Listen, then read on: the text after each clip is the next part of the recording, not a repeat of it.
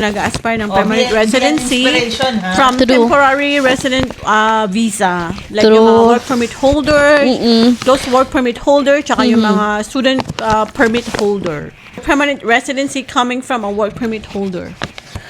How did I attain my permanent residency? Here, I am in a close work permit po. Tapos, so hindi ka pwedeng magtrabaho sa iba. Sa isang employer ka lang talaga kailangang magtrabaho. Hanggang sa makuha mo yung status mo.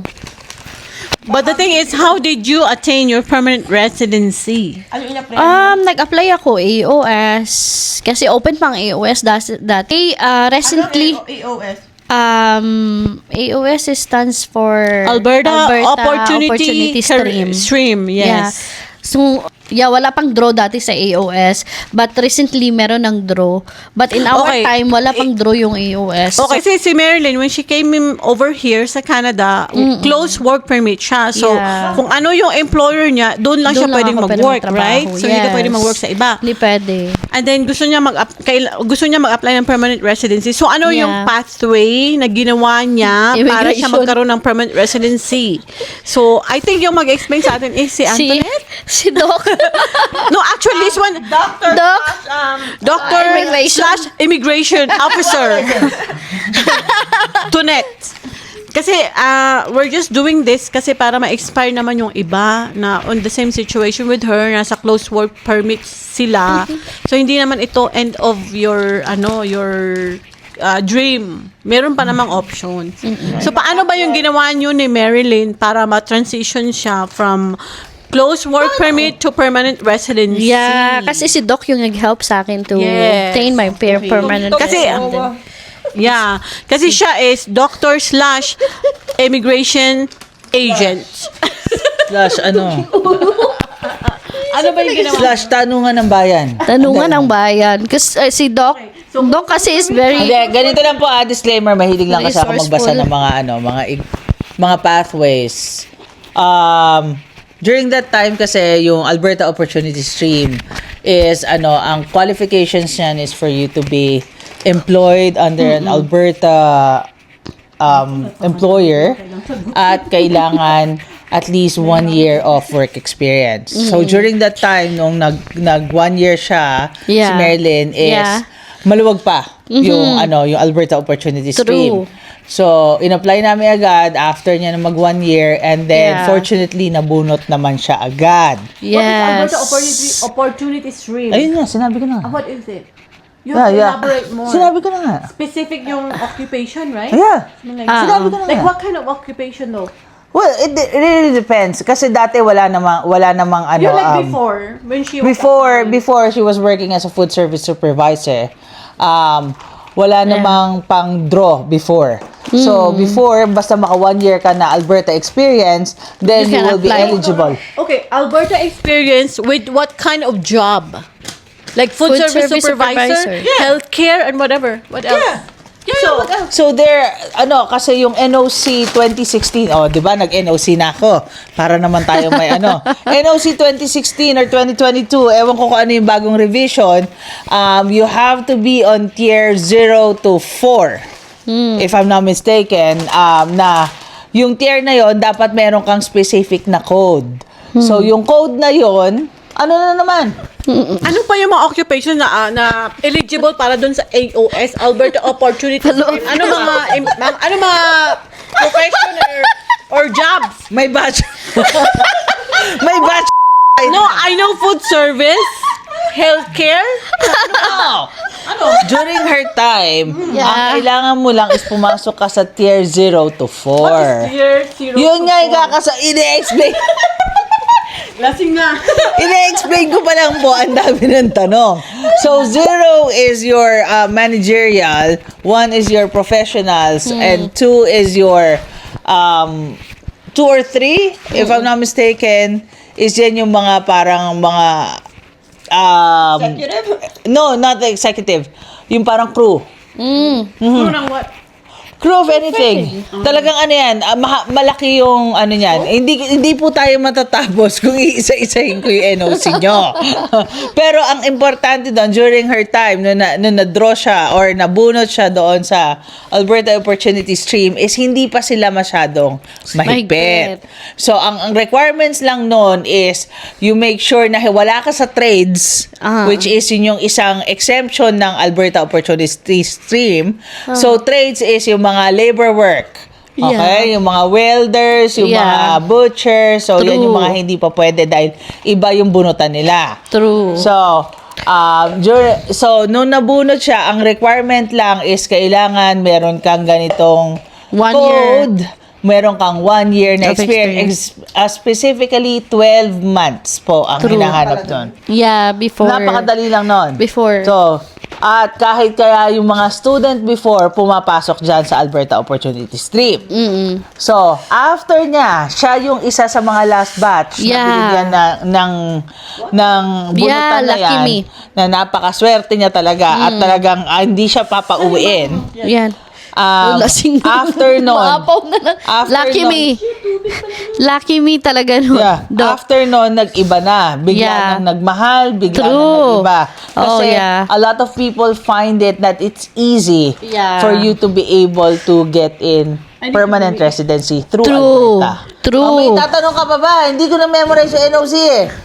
Oh, ayan. Basher, pasok. Okay, so, since nag-qualify... Hindi ka makita, Oh my manang. God. So, since nag-qualify siya dun sa AOS, ano nangyari after? Abay, di binigyan siya na. No, nag-apply Kaya siya. No. How much was the pay and all that? And how long was the wait? So, nagbayad siya ng $500. True. Noong una, ayaw niya pa ng $500. Ayaw niya pa bayaran. It's expensive. Kasi sabi niya expensive. Kuripot. Nagkuripot. Pero bumili yan ng sasakyan, ha? Oh, ano? Pero $500 ayaw bayaran para sa future. Oh. It was the best $500 investment ever. Oh, yeah. Kasi after Sir Freedom. was it 6 months that you got the nomination? 8 months. So, 8 months after she submitted all the requirements, so she got the nomination. So, After pag 8 nagka-nomination ka, meron You have to kang chance na mapunta sa express entry. Actually, Yeah. non-express entry pala yan. Dahil Alberta Opportunity Stream yan. Diretso sa PR yan. True. So, wala siyang draw na hihintayin. Hindi niya hihintayin yung score ng express entry. Basta True. dumating yung nomination niya, apply siya ng PR. Yun na yun. Yeah. So, the rest was history. Ayan na. Meron pa. There's one more, Doc. Oh. Ayan na. O, yan, Manang! Ayan na. Manang, there's one more, no? Wala na ba yun? Ayan na. Nung nag-apply na siya, gaano siya katagal nag-antay? And Sinabi niya na. what were the requirements? Yung requirements is in BI, pay stub, job employment. Oh. Yung West, kasi kailangan Hindi, may West na siya eh.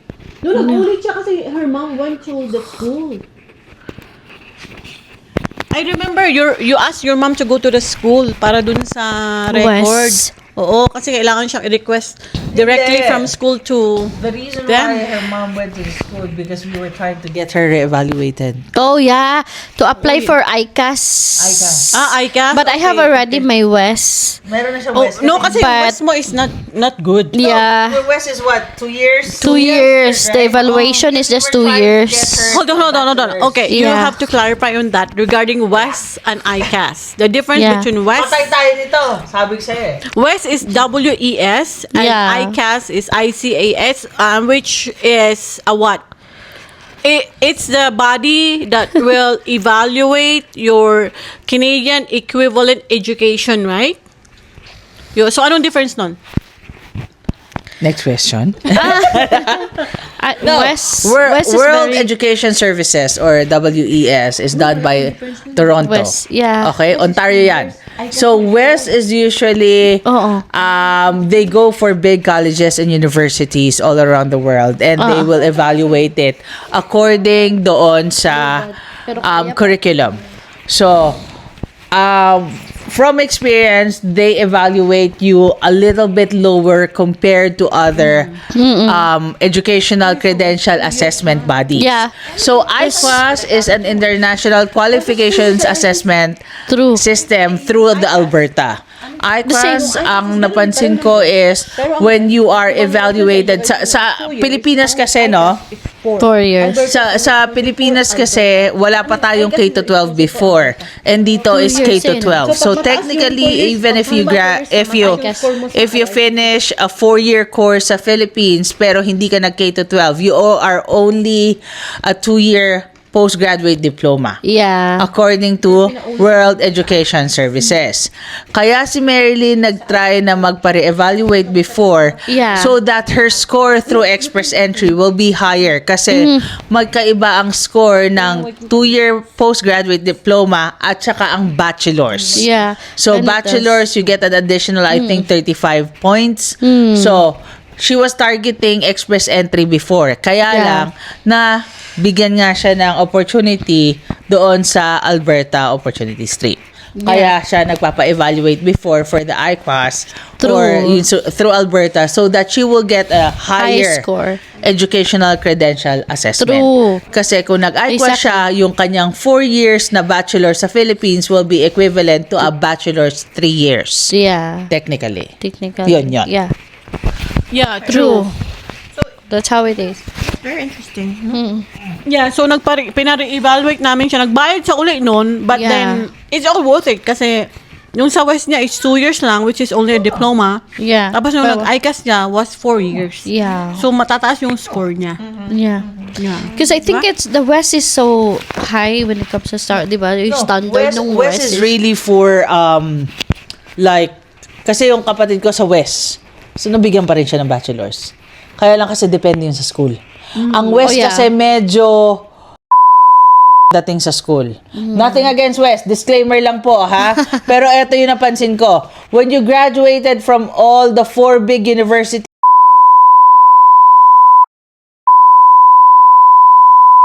if you graduate from the big universities, you will magkakaroon ka ng bachelor's.